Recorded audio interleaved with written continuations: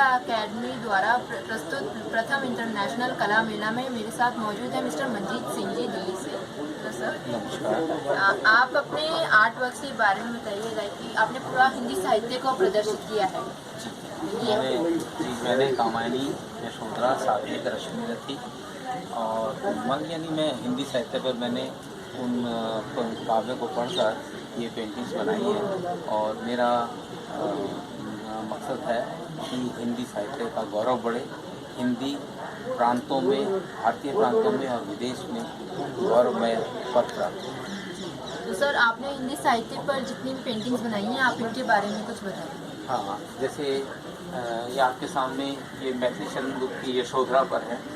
ये पेंटिंग शास्त्र धर्म के नाते सखी वे मुझसे कह कर जाते तो क्या अपने पद की बाधा पाते, सखी वे मुझसे कह कर जाते। इस तरह से ये पेंटिंग है। इसके बाद में ये रविंद्रनाथ टैगोर जी की दो बहनों पर है, जो एक नेचर के बारे में प्रस्तुत करती है कि किस तरह से धरती माँ हमको जो है वर्षा, बारिश के अलावा के साथ साथ हमें फल फूल धन धान्य देती है, जिससे हम अपनी अच्छी तरह से जीवन जीते हैं। और उसी तरह से सरस्वती माँ जो है वो हमको संगीत में यानी कि खुशहाली और प्रफुल्लता प्रदान करती है। अगली पेंटिंग ये है मुंशी प्रेमचंद साहित्य के ऊपर है। सोज ए वतन से है, यानी कि वतन का दर्द। अंग्रेज़ों ने इस साहित्य को जब्त कर लिया था और क्योंकि इसमें राष्ट्रवाद की बड़ी तीव्र गंध आती थी, उन्हें डर था कि कहीं पूरी क्रांति ना हो जाए, तो इस करके ये मुंशी प्रेमचंद साहित्य पर है। इसके अलावा आपके सामने ये रामधारी सिंह दिनकर जी की रश्मि रथी पर है, जो आज की हमारी समस्याएं हैं उन समस्याओं के बारे में बड़ा अच्छा प्रकाश डालती है। अगेन ये महात्मा बुद्ध की पत्नी यशोधरा है, जो वियोग के अंदर जो एक चातक पक्षी है वो भी वियोग के अंदर है, तो किस तरह से वो उससे बात करती है। चाहती तू ना हो दास, चाहती तू ना हो उदास, प्रियतम यदि नहीं है पास, विनती करती हूँ मैं प्रभु से, मुझसे पहले तू हो सना। इस तरह से ये है। और ये भी है, ये बहुत ही करुणामयी भाव को दर्शा रही है। ये यशोधरा है और साथ में महात्मा बुद्ध का जो बेटा है राहुल, वो है, वो राहुल अपनी माँ से कहता है, माँ माँ देखिए बाहर कितना प्रकृति कितनी मधुर नज़र आ रही है, हरियाली है, फल फूल लगे हुए हैं, पक्षी चचा रहे हैं, मोर नाच रहे हैं, तो माँ देखो ना कितना सुंदर दृश्य है।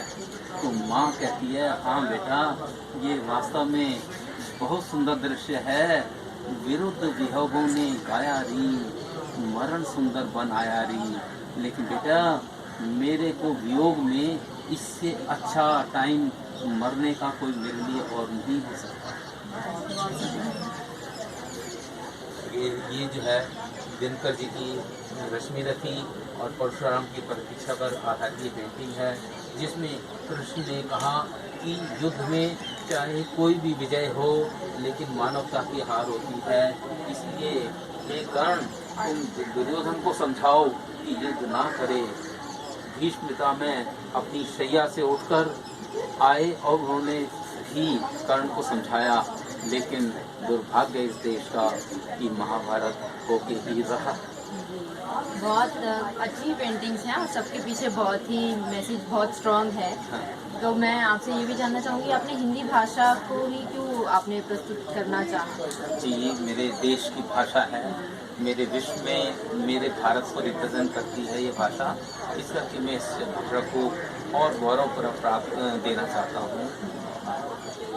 तो आप इसका आपका क्या मैसेज है, मतलब आप विश्व में किस तरीके से बताना चाहेंगे हिंदी? कि आप खुद हिंदी भाषी हैं, दूसरे प्रांतों को हिंदी भाषा को भाषित करना चाहते हैं, तो क्या आप भी प्रांतों की भाषा जानते हैं? आप खुद हिंदी भाषी हैं, जी। या आप दूसरे प्रांतों को भी हिंदी भाषा के लिए जागरूक करना चाहते हैं? जी, मैं उनको जागरूक करना चाहता हूँ। मैं खुद हिंदी भाषी हूँ, पंजाबी मेरी भाषा है, लेकिन इसके अलावा मैं दूसरे लोगों को हिंदी की स्वीकार्यता बढ़ाने के लिए ये पेंटिंग्स बनाता हूँ, उनको प्रदर्शित करना चाहता हूँ। साथ साथ मैं खुद भी जो है दूसरी भाषाएं सीखता हूँ, बंगला भाषा, मराठी भाषा और तमिल भाषा मेरी बड़ी प्रिय भाषा है जिन्हें मैं सीख रहा हूँ, और इसी तरीके से मैं साथ साथ उर्दू भी सीख रहा हूँ। तो हाँ, क्योंकि अगर मैं उर्दू सीखूँगा और दूसरी भाषा सीखूँगा तो हिंदी साहित्य के अंदर वो शब्द जब आएंगे दूसरी भाषाओं से तो मेरी भाषा और सुदृढ़ होगी। और सामने जो पेंटिंग्स हैं ये उड़िया के कवि, राजनेता और समाज सुधारक डॉक्टर प्रसन्न कुमार पाठसानी की पेंटिंग, काव्य पर आधारित पेंटिंग्स हैं, जिसमें उन्होंने हिंदी साहित्य को जो है इतना सुदृढ़ शब्दकोश दिया है कि मैं उनके इस पेंटिंग्स को बनाने से अपने आप को रोक नहीं सकता। थैंक यू मंजीत सिंह जी, आपने हमें इतना समय दिया, क्योंकि आपने हिंदी साहित्य पर पेंटिंग बनाई है, तो मैं भी आपसे हिंदी में ही आपको धन्यवाद कहूँगी।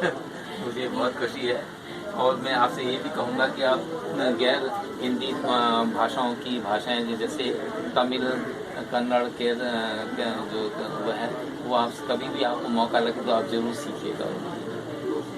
आपका बहुत बहुत धन्यवाद, बहुत बहुत शुक्रिया हमें इतना समय देने के लिए, कलर कैनवस को अपना समय दिया उसके लिए आपका धन्यवाद।